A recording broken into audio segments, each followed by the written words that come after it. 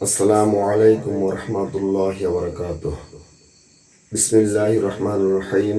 আলহামদুলিল্লাহি রাব্বিল আলামিন ওয়াল আকিবাতু লিল মুত্তাকিন ওয়াস সালাতু ওয়াস সালামু আলা নাবিয়্যি মুহাম্মাদিন ওয়া আলিহি ওয়া আসহাবিহি আজমাইন। আম্মা বা'দ। সম্মানিত দিনদার ভাই ও বোনেরা, আজকে আমরা শিখব আরবি 29টি হরফ বোঝার জন্য। সেই 29টি হরফকে 8 ভাগে ভাগ করা হয়েছে। কয় ভাগে ভাগ করা হয়েছে? 8 ভাগে ভাগ করা হয়েছে।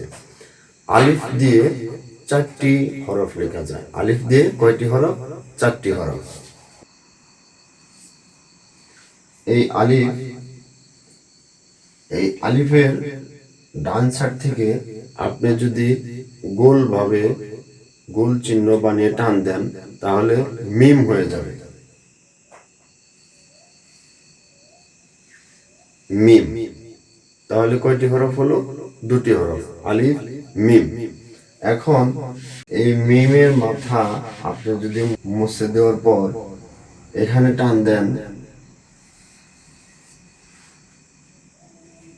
ত হয়ে গেল। তাহলে আলিফ দিয়ে কয়টি হরফ হলো? আলিফ মিম ত। এখন এই তর মধ্যে যদি আপনি একটি নুক্তা দেন তাহলে জ হয়ে গেল। তাহলে এক আলিফ দিয়ে 4টি হরফ লেখা যায়। আলিফ মিম ত জ। এবার আমরা আসবো বা। বা হরফ দিয়ে কয়টি হরফ লেখা যায়?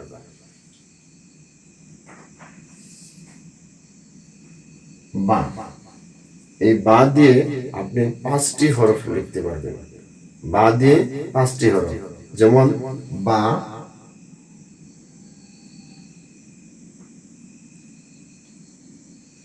তা, বা তা। উপরে আরেকটি নুক্তা দিলে সা, সা হয়ে গেল। তাহলে বা তা সা। কয়টি হরফ হলো? 3টি। আর 2টি আছে। সেই হরফগুলি হচ্ছে, এখন এই নুক্তাগুলো আপনি মুছে দিবেন। এখান থেকে মাথাটা একটু গোল করে দিবেন, উপরে একটি নুক্তা দিবেন। কি হয়ে গেল? ফা। তাহলে বা তা সা ফা, 4টি হরফ। আর একটি হরফ আছে। এখন এই মাথাটা আপনি মুছে দিয়ে এখান থেকে একটি আলিফ টান দেন। দেওয়ার পরে এখানে একটি পেছানো দিয়ে দেন, তাহলে কাফ হয়ে গেল। তাহলে বা তা সা ফা কাফ। অর্থাৎ বা দিয়ে 5টি হরফ লেখা যায়। এরপর আসুন জিম। জিম দিয়ে কয়টি হরফ লেখা যায়? জিম। এখানে জিম লেখলাম। জিম দিয়ে 3টি হরফ লেখা যায়। জিম হা খ। এখানে আমরা জিম লেখলাম, এই নুক্তাটা আমরা মুছে দিলাম, হা হয়ে গেল। কি? হা। উপরে আরেকটা নুক্তা দিলাম, খ হয়ে গেল। তাহলে জিম দিয়ে 3টি হরফ লেখা যায়। জিম হা খ।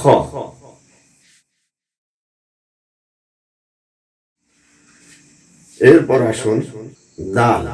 দাল দিয়ে কয়টি হরফ লেখা যায়? 5টি হরফ লেখা যায়। দাল দিয়ে 5টি হরফ লেখা যায়। দাল। দাল দিয়ে 5টি হরফ লেখা যায়।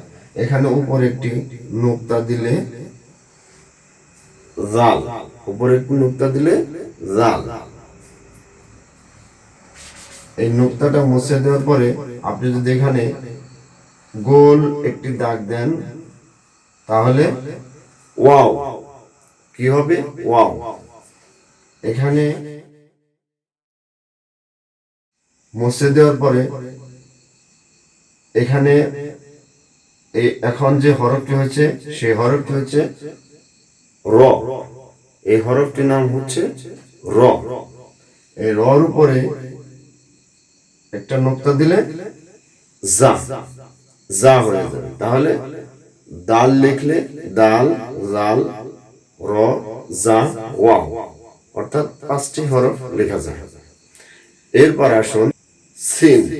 সিন দিয়ে কয়টি হরফ লেখা যায়? সিন দিয়ে 4টি হরফ লেখা যায়। যেমন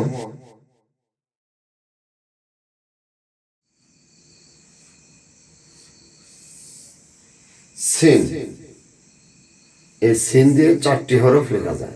সিনের মধ্যে আমি যদি 3টি নুক্তা দেই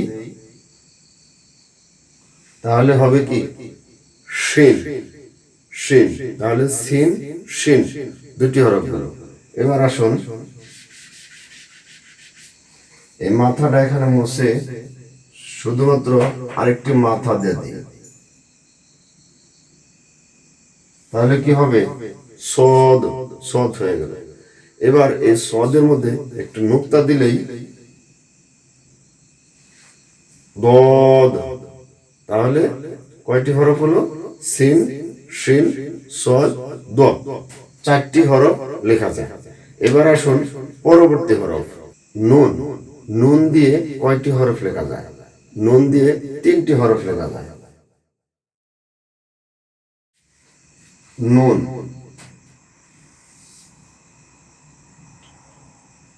নুন দিয়ে 3টি হরফ লেখা যায়।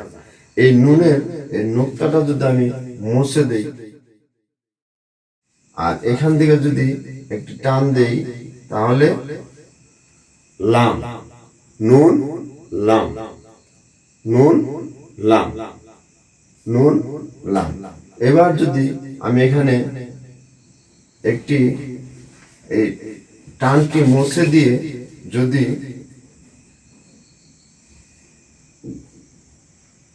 গোল চিহ্ন দিয়ে 2টি নুক্তা দেই তাহলে কফ, কি হবে? কফ। তাহলে নুন, কফ, লাম, এই 3টি হরফ নুন দিয়ে লেখা যায়। এরপর আসুন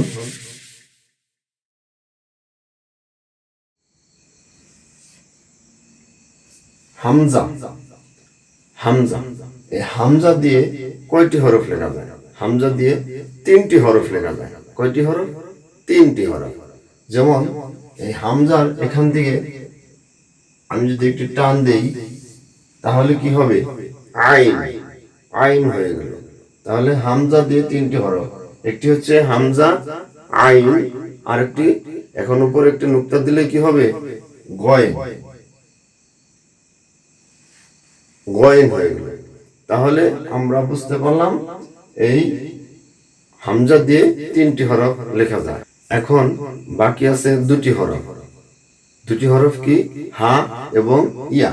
2টি হরফ কি? হা এবং ইয়া। এই হলো হা, এই হলো ইয়া। তাহলে আজকে আমরা শিখলাম 29টি হরফ 8 ভাগে ভাগ করা হয়েছে এবং সেই হরফের মাথা দিয়ে কিভাবে অন্য সব হরফ লেখা যায়। আমাদের ক্লাস আজকে পর্যন্তই। সবাই ভালো থাকবেন, সুস্থ থাকবেন।